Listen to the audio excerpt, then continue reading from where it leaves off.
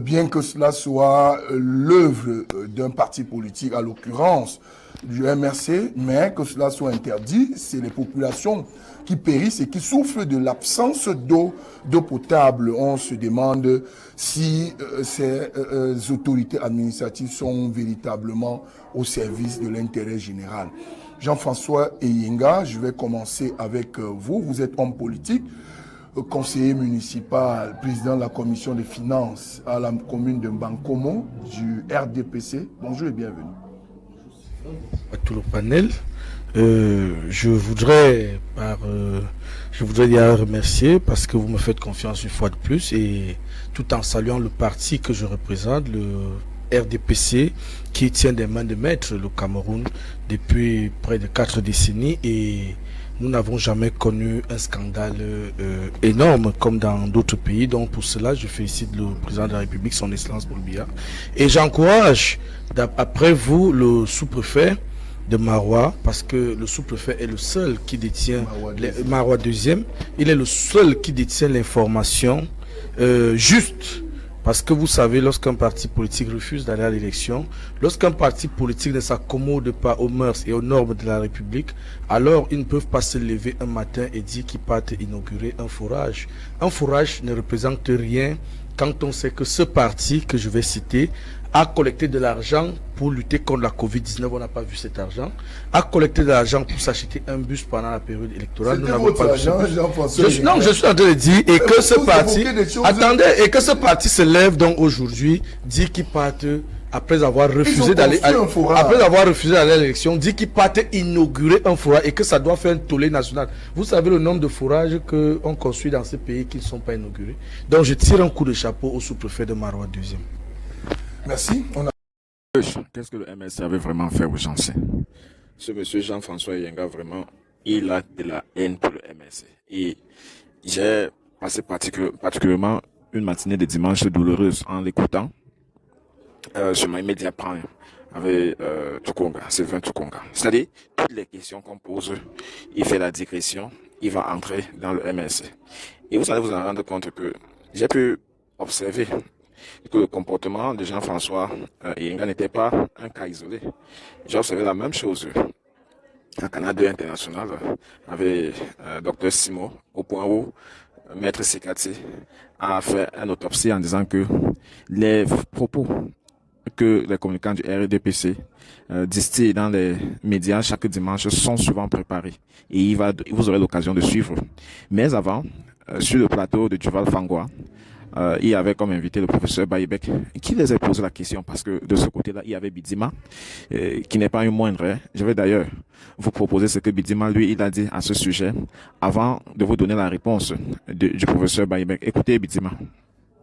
Vous comprenez qu'un sous-préfet décide d'interdire une cérémonie d'inauguration d'un forage. On parle là de mairie, une localité dans l'extrême nord du Cameroun où les populations visiblement ont vraiment des difficultés d'accès à l'eau potable. Et on a un parti politique donc qui décide de contribuer à l'amélioration de la qualité de vie dans cette partie du pays en construisant un forage. Et au moment de l'inauguration, le sous-préfet évoque la notion de risque de trouble à l'ordre public pour interdire on va dire ça comment, cet événement, cette cérémonie-là. Quand vous m'avez parlé du problème, j'ai essayé de m'enquérir immédiatement auprès de l'administration. C'est juste la supercherie du MRC. Ils ne sont pas honnêtes, ces gens. Quand vous voulez organiser un événement politique, dites clairement que vous voulez organiser un événement politique. D'ailleurs, je voudrais vous rappeler qu'au niveau du budget d'investissement en ce qui concerne le Cameroun, c'est près de 4000 forages qui sont construits à travers le territoire national. Un forage, c'est un point d'eau. Ça se construit un peu partout.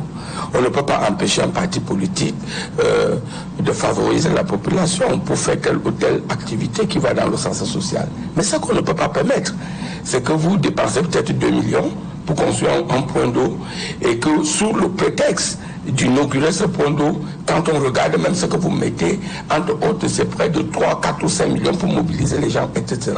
Dites clairement que vous voulez faire un meeting politique, on vous donnera l'autorisation de faire un meeting politique. Mais ne prenez pas le prétexte de l'inauguration d'un foyer. D'ailleurs, tout le monde en fait. Moi, j'en ai fait chez moi pour donner aux populations, permettre aux populations de s'acquérir de ça. Non, il faut, en politique, nous devons être... Donc, ils ont mobilisé 3, 4, 5 millions. Non, je dis, quand vous regardez ce qu'ils vont même dépenser par rapport à ce qui a été signé comme prétexte. Et les prétextes ne marchent pas dans l'administration. Pour ceux qui connaissent l'administration publique, pour qu'un sous-préfet vous donne l'autorisation sur le cas, pas derrière. Il y a les mesures d'encadrement, les mesures d'encadrement sur le plan sécurité qui doivent être mises en place. Mais à ce niveau, vous se trouvez vraiment sur Non, le problème c'est que le risque c'est que le sous-préfet a découvert la supercherie du MRC. Ce n'était pas l'inauguration d'un forage. C'était quoi donc? C'est un meeting que le MRC voulait. Oui, mais en quoi est-ce que le meeting est un problème alors? C'est pour cela que je dis que lorsque vous sollicitez une autorisation, ou alors vous dites ce que vous allez faire, vous spécifiez exactement ce que vous allez faire pour que l'administration prenne des dispositions. Oui, mais selon les documents que nous avons reçus, le responsable local du MRC là-bas a effectivement écrit au sous-préfet pour lui dire, écoutez, tel jour, nous allons inaugurer le forage. Mais pas que nous allons faire un meeting politique. Mais il a annoncé l'inauguration du forage. Je ne mets pas en doute les investigations du sous-préfet, qui d'une manière ou d'une autre est en relais avec l'administration territoriale et avec les services sécuritaires. Ce que je vous dis, c'est que les informations que j'ai, c'est que le sous-préfet a découvert une supercherie. Les informations que vous avez viennent du sous-préfet ou viennent des autorités locales du ADPC? Parce qu'en même temps, on indique que ce sont des manœuvres des responsables locaux de l'ADPC qui ont débouché sur cette interdiction. Je ne peux pas donner ici mes sources d'informations, mais je suis quand même un parti proche du pouvoir, qui soutient le pouvoir, donc à tout moment je peux avoir... En fait, je conclus en disant que nous ne pouvons pas être contre que le MRC fasse des actions d'ordre qui peuvent aller dans le sens social. D'ailleurs, ça peut être leur vocation, plus d'une fois. Maintenant, on va écouter la réponse du professeur Bayebek. Duvois Fangoa prend le temps pour formuler la question. Écoutez. Alors, vous se cachez derrière l'inauguration d'un forage pour organiser un meeting et que de son point de vue, le sous-préfet ayant découvert la supercherie a interdit cela. Est-ce que ça se comprend? En tant qu'un homme scientifique à la base, moi je suis un scientifique à la base, je suis né épiciste mais je suis devenu scientifique par formation. Voilà. La question c'est que, pour répondre à ça, je vais être une question très simple. Est-ce que le RDPC ne se cache pas derrière le CERAC? Quand le CERAC va faire les œuvres. C'est un jeu politique normal. Tous les partis politiques, pas particulier au Cameroun, tous les partis politiques de la terre se cachent derrière les événements positifs pour faire leur marketing. Le RDPC le fait derrière le CERAC. Le MRC voulait le faire derrière un forage. Il faut bien que les Camerounais comprennent. Et ce débat-là, il ne faut pas que les Camerounais croient que soient sûrs que le jour où le MRC sera au pouvoir, il va construire les forages dans tous les villages. Parce que l'Islam Nord a effectivement, j'ai vécu là-bas, c'est mon premier poste. Mais dont vous parlez là, était à Moura, était en Tourou, mais mairie à 20 km parce que mon ami, le Roton Mongala, était là-bas au même moment. Moi, j'étais à Kolfata, c'est 20 km Kolfata, 20 km mairie. Donc j'allais à mairie. C'est sec. Et le problème fondamental dans ces régions du pays, c'est l'eau. Il n'est pas admissible que 75 ans après les indépendances, chaque village de l'extrême nord n'est pas un forage. Parce que les études scientifiques ont prouvé que là-bas, à Kolfata, comme en mairie, l'eau est à 80 mètres et les forages vont jusqu'à 125 mètres. Donc ils vont prendre un nappe phréatique.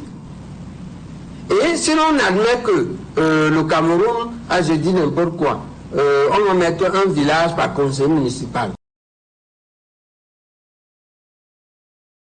Nous sommes arrivés à la fin, mais avant de partir, écoutez M. Sekati qui rétorque une communicante du RDPC qui utilise pratiquement une certaine formule un peu pour battre en brèche toutes ces revendications-là.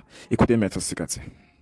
J'ai écouté Madame Simon qui représente le RDPC sur ce plateau, et pour ceux qui sont habitués au débat politique, ils ont constaté qu'en général, les termes qui sont utilisés par les communicants du RDPC sont des termes qui relèvent d'une communication politique qui est commandée par la hiérarchie du parti.